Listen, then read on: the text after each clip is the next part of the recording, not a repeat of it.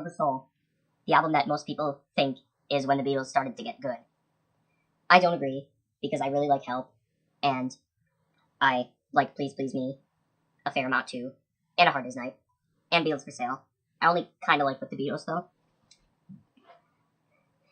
Yeah, basically people consider this album their first, good album, because it's their most mature album up to this point. And I agree that it's their best album up to this point. But again, I don't agree that this is when they first got good, because my favorite Beatles song that they recorded until 1967 is on Please Please Me, and it's obviously the title track. But, yeah, Rubber Soul is great anyway. The song I like the least on the album, number 14, is Wait. It's a leftover from the Help sessions, and it would have been low tier on that album. It wouldn't have been quite as bad as Another Girl or Dizzy Miss Lizzy or Act Naturally, even though those songs aren't bad at all. Maybe bad was the wrong word to use there. But, it's better than all of those songs, and it's better than Tell Me What You See, in my opinion, too. But if that was on that album, it would have been mid-tier at best.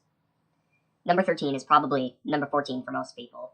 Or number 13, depending on whether people put Run For Your Life at the bottom or not. What Goes On. I don't really get the hate surrounding this song, to be honest. Sure, it's a Ringo song, and it's not really sonically in place with the rest of the album, but the harmonies are really good. They salvage the song. Also, the verses are pretty good, which I don't think the Beatles had. They wrote this song almost 10 years before it got put out on Rubber Soul, and I don't think they had those verses in there. I think Ringo helped put those verses in there. And they definitely benefit the song a lot. Sufjan Stevens has a cover of this song, and it's a lot better, though. But Sufjan Stevens is the best artist ever, so that's just the case for everything he does, pretty much. Number 12 is Think For Yourself. Again, George Harrison was progressing even further than he was in Help with his songwriting. This is a great song. It's not one of my favorites, but it's great. And this is the point in his career where his voice started to sound less robotic. Number 11 is Drive My Car, a fantastic song, but it opens the album really poorly. Maybe I wouldn't have had this opinion if I didn't know that the US version of Rubber Soul didn't open with I've Just Seen a Face, which is a way better song and a way better opener to the album. Drive My Car just seems... I just can't listen to Drive My Car the same way now that I know about that. Number 10 is Run For Your Life. I don't know what to say about this song. It gets a lot of hate, and in some respects, it's kind of deserved, because it basically sounds like something a stalker would say, the lyrics. And as we all know, John Lennon was not great to women, especially not at that point in his life. So, in a way, you can't really separate the art from the artist with that. That criticism is definitely deserved, but I just love how the song sounds.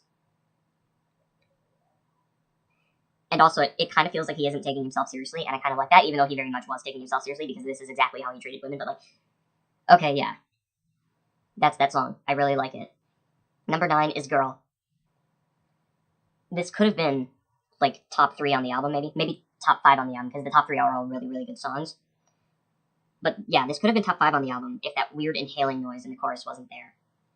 I know that's a very common opinion, but it does kind of, distract from the song a bit.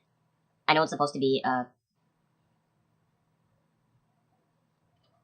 of an allusion to how they were doing drugs during this period of their career. But, I don't know, it just, distracts from the song a little bit. Number 8 is The Word. This song usually ranks in, the bottom 3 on most of these lists. But I don't agree with that.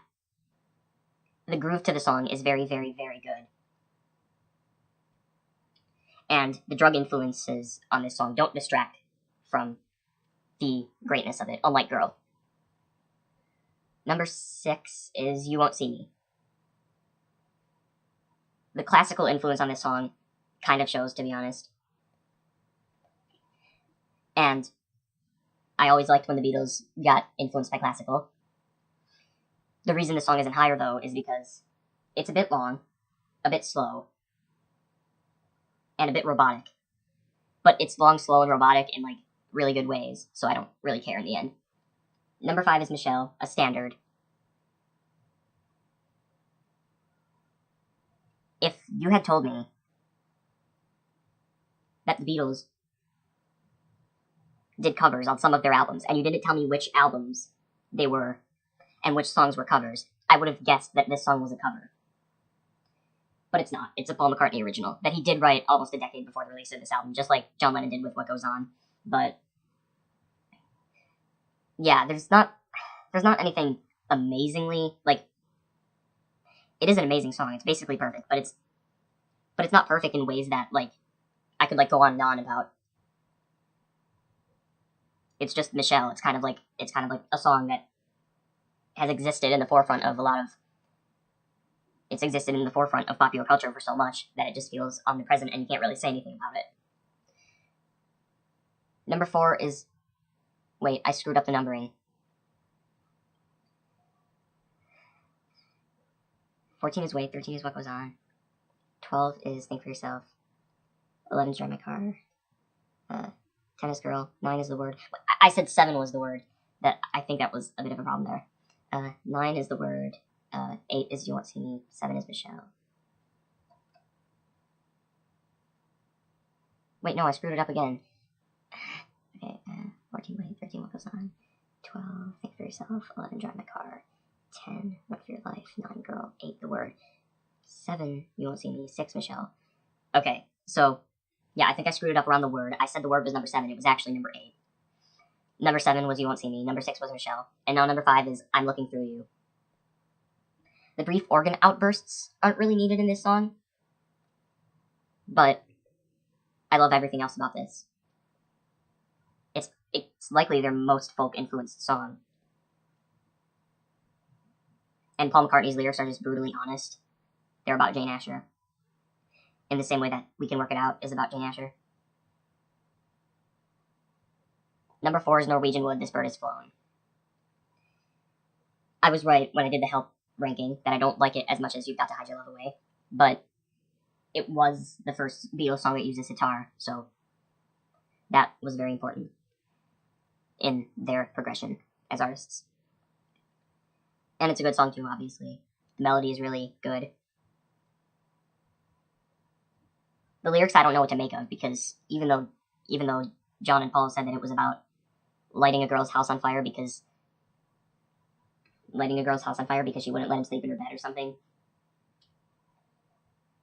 I would not have guessed that was the meaning of the song at all if they didn't say it. I would have just thought it was like, I lit a fire, like, in the fireplace. Number 3 is In My Life. This is probably number 1 for most people, but it's number 3 for me.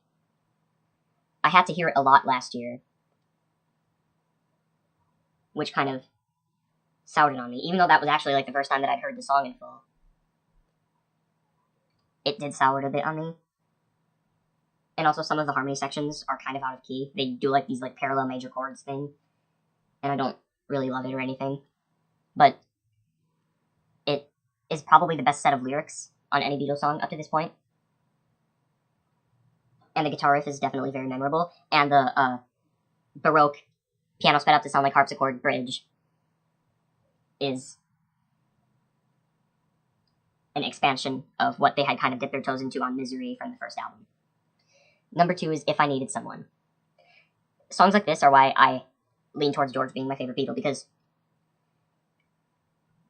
this song, there's so many good things about it. It's just so atmospheric in a way that kind of predates what you would find on Revolver.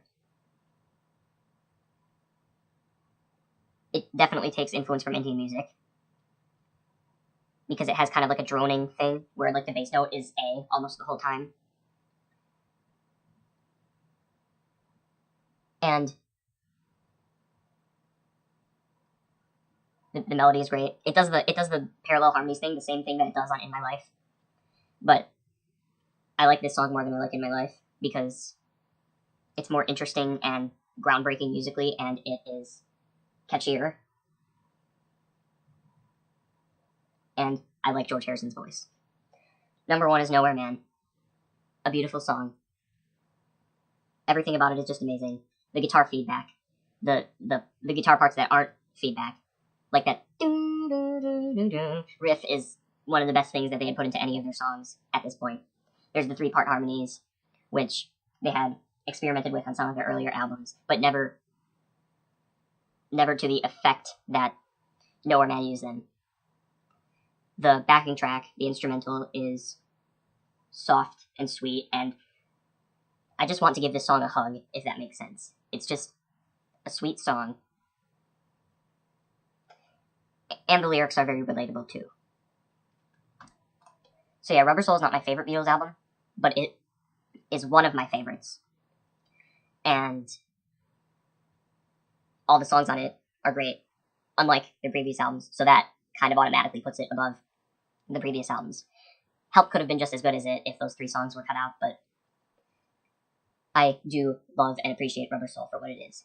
Also, since I've done exactly half of the Beatles albums at this point, we're exactly halfway into their career, I'm going to do a quick top 10 Beatles songs so far from 1963 to 1965.